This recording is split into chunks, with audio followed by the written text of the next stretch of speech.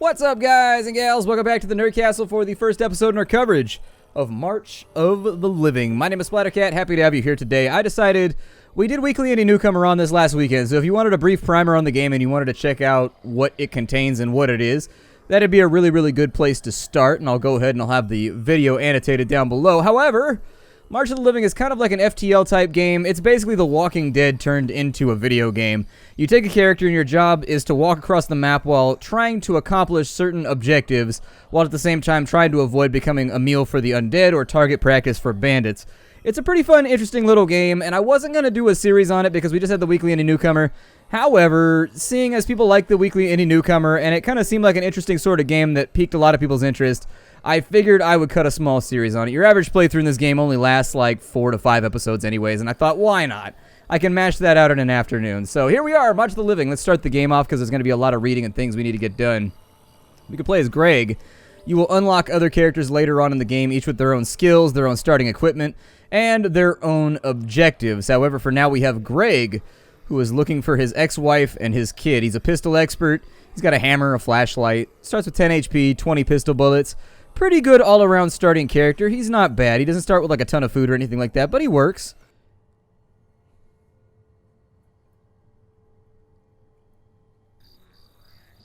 For the past couple of weeks, you've been barricaded up in your home, trying to get a hold of your ex-wife, Chloe, over the phone. No one on the other end has ever picked up, though, and this has made you worried for both her and your son, Tom, over whom she has custody. Even though you and Chloe may not have parted on the best of terms 2 years ago, you still care about them and want to be sure that they're both safe in this post-apocalyptic nightmare. Storing as many supplies as you can realistically carry in your old car, you drive over the state border towards their home. Soon enough, your vehicle runs out of fuel and grinds to a halt. Just before you ditch it, you hear an interesting broadcast over the radio. Survivors in the secured city of Wellston, far to the east, claim to have a ship, which they plan to use to find sanctuary offshore. If you can find Schlo and Tom, maybe you can take them there. I've never liked the way that that name is spelled. Honestly, not my favorite name altogether. I don't know, it's like the abbreviation of chloroform or something. I don't know what it is about it. It's like the CH, and I just never liked that name from the beginning. Start our journey on foot. It's way easier than starting it on hand. I'm doing a handstand across the wasteland. Take a little bit of that upper body strength that I don't have. So this is the map right here. There's a number of things we can do in this game. So on this side we got bullets. On this side we got food, rifle bullets, shotgun shells, pistol bullets. We can manage the group, which lets us move inventory items around. We've got all of our traits over here. We can pick stuff up off the ground right there. We can pause the game if we want to, which would actually probably be a smart idea, considering I'm wasting time right now and my meters will fill up. Things we have to pay attention to over the course of the game. We've got our health, we've got our fatigue, and we've got our hunger. Fatigue goes up depending on how hungry you are, whether you're traveling, whether or not it's raining, how good the weather is. Hunger kind of goes up on its own. You just got to handle it when you need to handle it. Health, on the other hand, is a little bit more tricksy. Anytime you take damage from anything undead, you've got a chance to get infected, which means you lose an HP a day. That means you're going to be constantly just guzzling pharmaceuticals. It's going to be super gnarly. You're going to be guzzling pharmaceuticals like a frat party in order to get through the wasteland, in order to keep your health topped off. And it's really hard to come by healing items in this game. Like, they are not common. Like, you can sit around raiding hospitals and stuff like that and scavenging forever and come back with like 2 aspirin, which is like 1 HP. And so just be careful about your health. Play it safe when you play this game. This is not a balls to the wall game. It's a very slow-paced game. This is a game where you don't need to put yourself at risk if you don't want to. We can eat, we can rest with these buttons up top. The main mechanic of the game is that we select a location, we travel there. After traveling there, we'll have an event on each little white dot that we have to deal with. They can be good, they can be bad, or anything in between. We'll pick up party members along the way, we'll make friends, we'll have crazy parties, we'll shoot guns. It should be pretty wild. But for right now, I'm going to go to this node right here because it'll lead to this node, which then takes us to a city, which I think is going to be very important for our long-term stalking. From there, I'll probably go to there, loop back, and then go after Schlo's apartment. But if we manage to pull this off, we should be really well equipped for the whole thing. Is our gun equipped right now? Yeah, it's equipped. So we are walking wherever we're walking to. Here's the next mechanic you need to be aware of. The growls meter. When the growls meter fills up, you get attacked by zombies. The game has kind of like a weird modified JRPG real-time combat system. Not a huge fan of it. I think it doesn't accurately actually do the game much justice. I think They should probably convert it over to a turn-based system, but obviously that's open to interpretation by the devs. If the devs want the game to be one way, they'll leave it that way, and if they want it to be another way, they'll leave it that way. But I definitely think the combat system is probably the weakest point of the game right now. Luckily, it's in early access, so there's always time for that to get mashed out and fixed. Ear-piercing beeps can be heard going off within a few seconds of each other. A car alarm is going off not too far from here. A figure can be seen inside with several infected beating and pounding on the vehicle. Nope, not my problem. Ignore it and leave it be. Not my job to rescue people in the wasteland. Alright, so we're going to go to this dot right here because these are cities and you can scavenge inside of them. And we could really use the supplies. Remember that at any time you can stop your journeys. And in stopping your journeys, you can get yourself food or you can rest or do whatever it is that you need to do. I'm going to have him eat food right now because that's what we need to take care of. In addition, we're almost at our destination. Anytime you're close to your destination and you still haven't used up a fat chunk of your growl meter, I would usually recommend that you lay down and sleep until your fatigue goes away. Otherwise, when you go into the next zone, you're going to start with an empty growl meter, but you're almost going to guarantee yourself an attack by filling it up part of the way sleeping before you walk to the next location. I'm going to wake up real fast, and it looks like we're good to go. Let's finish this journey. 3 kilometers taken care of, and you come across a small fortified farmer's market. Hey there, stranger, the man running the stand greets you. We're in pretty good shape here when it comes to food, but we need ammunition to keep the farm safe. If you can spare any, we'd be much obliged.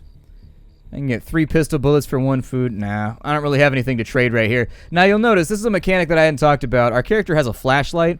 The flashlight negates your aim penalty when you fight at night. And the aim penalty can actually be pretty gnarly depending on how tired and how hungry you are, too. And so fighting at night is generally a really, really bad idea. You can do it if you absolutely need to, but I wouldn't recommend it, even with a flashlight. It's kind of a little risky, a little bit risky. Let's go to town here. We've got pretty good meters right now. We're not in too rough a shape. You can move your character around, by the way. If you wanted to stop, you can move him back like so that if enemies spawn off either side, port or starboard, you'll be able to take care of business. No, don't rest. Keep traveling. I wanted to see if we can make it to the city without getting ourselves into trouble, and I think that we can. I believe, and I need you to believe along with me, though. So you've arrived in Shasta. Cities are great to find supplies, but are also highly dangerous places, so be careful. Let's search the police station. You can choose to search for 20 minutes, 40 minutes, or 60 minutes. And it's up to you which one you want to go for. The longer you search, the more loot you get, but the higher your chance is of getting attacked. I find that the sweet spot is 40 minutes if you're really trying to get good loot. And otherwise, if you don't really need it or you're not worried about it, just do 20 minutes. And sometimes you get extra loot, sometimes you don't. Now, you may still get attacked.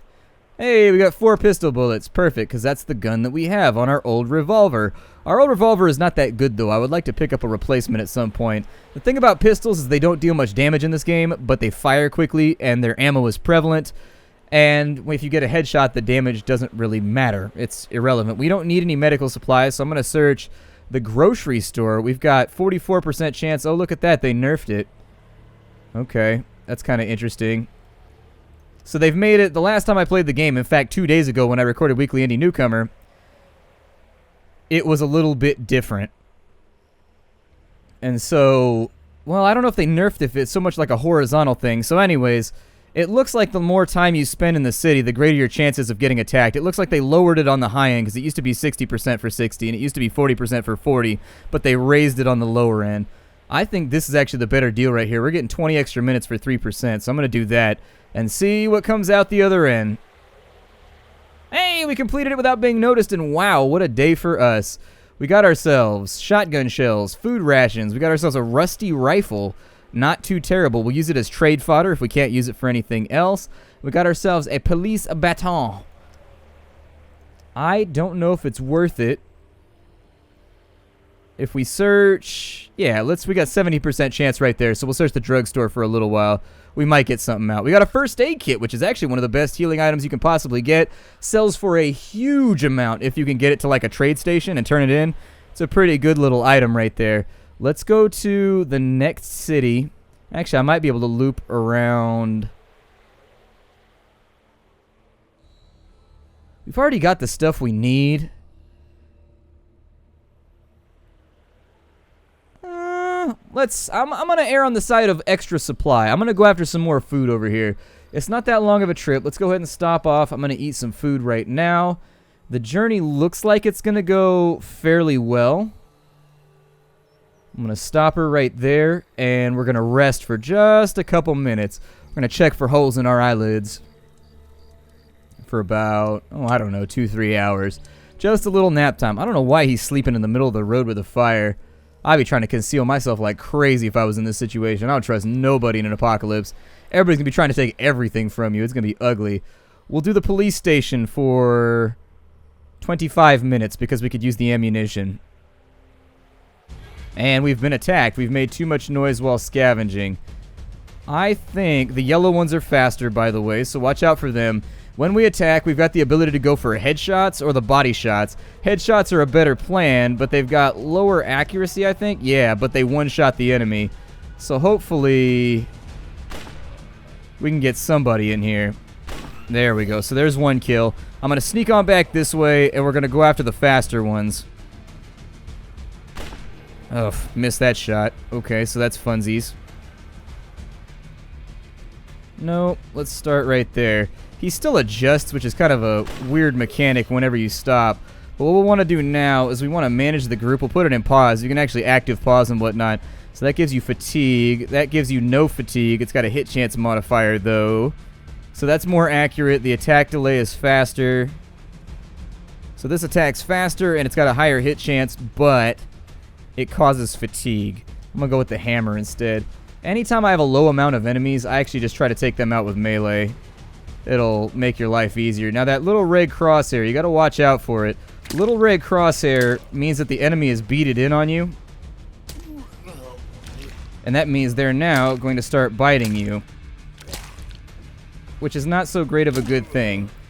That means when this little thing goes off, they get you with a grapple, which is what the other ability of melee is for. It pushes them off of you if you're grappled. However, if you get grappled by like 5 guys at the same time, you're hosed. Don't even worry about it. I'm going to use that right now to get my health back up because we lost 6. It's a good thing we picked that one up, and we lose our scavenging opportunity because, well, it is what it is. Sometimes you get to scavenge after a fight, sometimes you don't. I don't know exactly what determines it.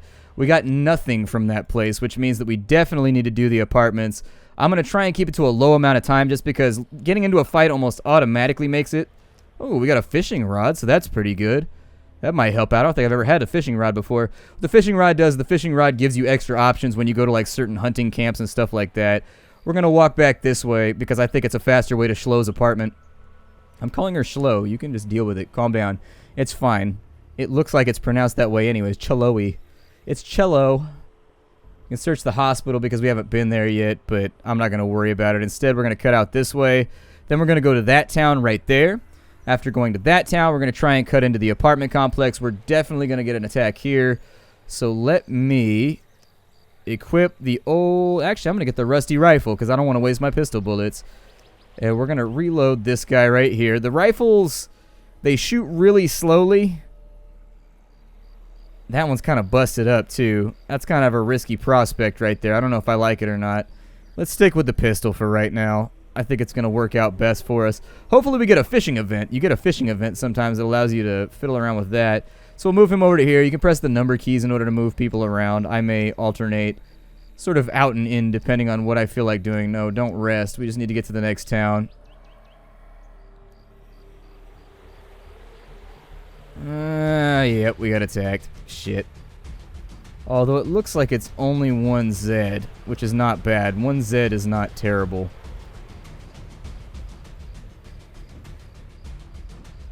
Additionally, the combat is kind of bugged. Like, sometimes you don't get the red reticule. The red reticule means that you're supposed to move. That's all you need to know, is if you get the red thing on you, you should walk away. But sometimes it doesn't show up, and they still grapple you as though they were still attacking you. It can be odd. We found a wedding ring, a morbid reminder of all that has been lost in this conflict. However, I'm not going to concern myself with it for right now. A survivor limps out from behind a car and notices you standing in front of him. Hey! I'm hurt pretty badly, and I don't want any trouble. I need some help. I'll be on my way. He puts a little pressure on his leg by accident and his face tenses. The blood soaks the area where the wound is located. Help him undress his wound. I can't do it. Thank you. I just want to stop the bleeding. He rolls his pant leg up and you see a bite wound. Bastards took a good chunk. It should be fine if I can stop this from bleeding. We don't have either of those things, and so let's just let him know. You're not going to help? Fine, I don't need you. I'm strong enough to do this. He angrily limps along. I don't think that you are, amigo. I think you're a little bit more hosed than you think you are. Alright, so we're going to stop right here. Actually, no, we'll continue to travel, and we'll see what we're dealing with once we get to the end of our growl session here. Alright, so now we'll stop. No, stop. We'll rest. That'll give us a little bit of sleep. Now, you don't want to be caught sleeping when Growls fills up. I'm just letting you know, it's ugly. Oh, it's raining right now. Rain makes it more difficult for us to get fatigue back. Makes it much, much, much more difficult. I'm thinking it's wake-up time right about now, because we're about at the end of the generosity of the Growls meter. We're almost out of food, which is going to be problematic too, but hopefully in town here we can get something else. We got 25% right there. Grocery store isn't too bad. It's 50-50 for the grocery store. We need food bad, so I'm going to do a big scavenge, and I'm just going to hope that it comes out the way that I want. Oh my god, it did. I feel so much better. Okay, so we got a couple days more rations right there. Should be a little bit easier for us to get stuff done. At the apartment complex, chances are a little raw. Our best bet is to do 60 minutes, though. That's the best cost per... That's the best time cost for analysis of what we're going to get out. Hey, we did it. So we got 14 rifle bullets. What? A food ration, a portable radio, a crossword book. The crossword puzzle book you can actually have in your inventory and you can use it. And you can do a crossword puzzle. It'll ask you like, a 5-letter word for blah, blah, blah. And you can play the game if you want. The portable radio is just a trade good. You can sell it to people if they really, really need it. I actually like the new looting system. I think the new looting system's a little bit better than what they had before. Seems to flow a tad better. That's a really good deal for 40 minutes right there. Let's go for it. We're due an attack, though. We've had a really good scavenging day, so chances are we're going to pay for it. Yep. Oh, shnikes. Let me get that revolver out.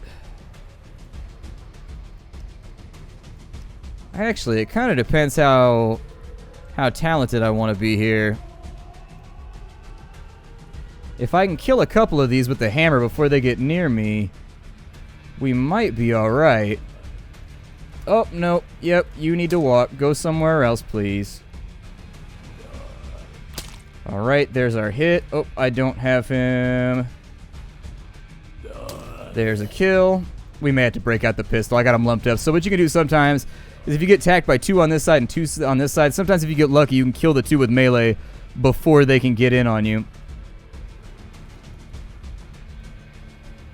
It sort of depends, though. We're going to keep bouncing in and out right here until we get lucky. And we may or may not get lucky. I may have to go in with the pistol. So let's get the revolver. I'm going to step back over here. We're going to go for headshots. Always go for headshots because they instantly end the fight. Get out of there, get out of there, get out of there. Alright, so there's only 3 left. Let's fire another shot. Hopefully he'll be inside the 80% bracket. Come on. There we go. So now we're going to swap into our hammer. And with 2 Zeds, we should have no problem getting this done. But don't... not a kill. Trying to fish out those one-shots right now. I tend to move evasively even if it doesn't give me a reticle because I've been grabbed too many times by invisible reticles. Like it'll be like grappled even though you never got a red reticle. So I tend to be very, very careful about it. There's a kill right there. And then this guy should be pretty easy to clean out. 1 Zed is no problem. And now we just got to hope we get to loot. And we did. Good. And so now we're in really, really, really good shape. If we can get a shotgun. The shotguns in this game like one-shot everything. They're really, really, really good. They have bad accuracy, but at point blank they hit like every single time. Police station has an okay chance. I would rather get back on the road, though. So let's go down to here, and then we're going to go to Chloe's apartment. And with this one, I'm going to strongly suggest that since the growl meter is so short and the distance is so short, this is a great time for us to rest. So that's what I'm going to do.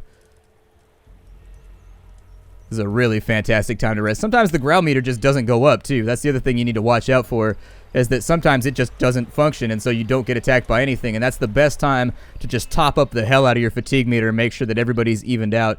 Just take a big rest. It will be a little bit harder on your food stocks, but... There it is. Up ahead, you see what appears to be an oil spill. No, wait.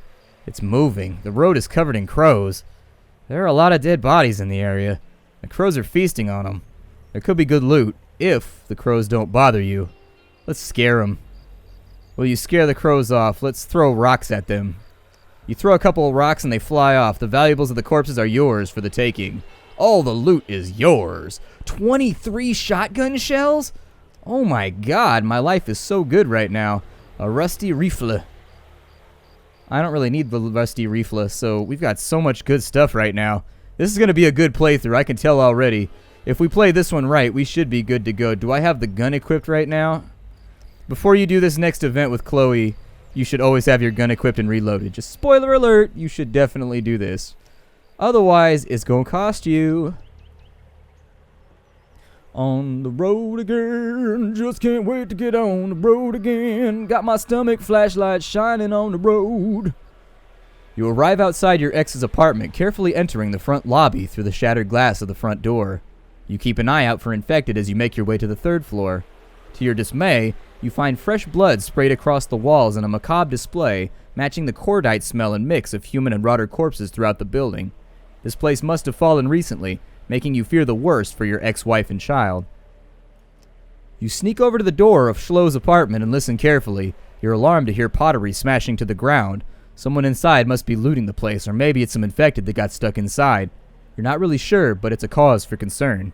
You ready your weapons just in case. As quietly as you possibly can, you slowly open the apartment door and creep inside. It's difficult to see with the light seemingly shot out, and peeking around the corner into the large living room, you see a lone figure tearing the place apart, tossing aside piles of clothing and junk, trying to find something of value. This figure, a short, sniveling man, has a shotgun slung over his shoulder and seems incredibly agitated. You watch him for a moment and notice him shaking and making strange noises every time he lays a finger on something. I don't know why she has so much pottery in her house. I assume she must be really, really, really infatuated with like Pure 21 or Pure whatever imports. He's too unstable to reason with. Blast this fool. Before the man can react, you fire your weapon, striking your target cleanly in the torso. Whatever light was in the man's eyes has faded away thanks to you. You check out his shotgun, which is an older model, and immediately throw it away. The body and barrel show enough damage on it that you're certain it would explode if you tried to fire it. We search the apartment. You search the bedroom and find a corpse laid out on your former bed, its face disfigured by... Oh no. There's no mistaking that short, dark blonde hair, those highlights. It's poor Chloe. You're going to find whoever murdered your ex-wife and completely destroy them. Enraged, you walk out of the room. There's no sign of Tom, but searching the apartment further, you find a note scribbled on a torn shred of paper signed by Zach, your ex's bastard of a boyfriend. Warren. As always, you're late. I'm taking off out of this crazy place and going to my cabin. You know the place. I'm stuck with a stupid kid for now, but I figure we can use him to sneak into places and steal shit. If he dies, he dies. But anyways, don't waste time. You know where to find me. Zach. You have mixed feelings about the situation. While you're glad Tom wasn't left to die here with his mother, it's clear Zach doesn't care about him the way that you do. It's clear that Zach doesn't care about him at all. He's using your child as, like, a decoy. You know all about the cabin Zach is talking about, considering it used to be yours before it was taken in the divorce. You remember Tom complaining about how dirty it was when she was taken there by his mother last summer. The fact that Zach isn't taking care of the place pisses you off.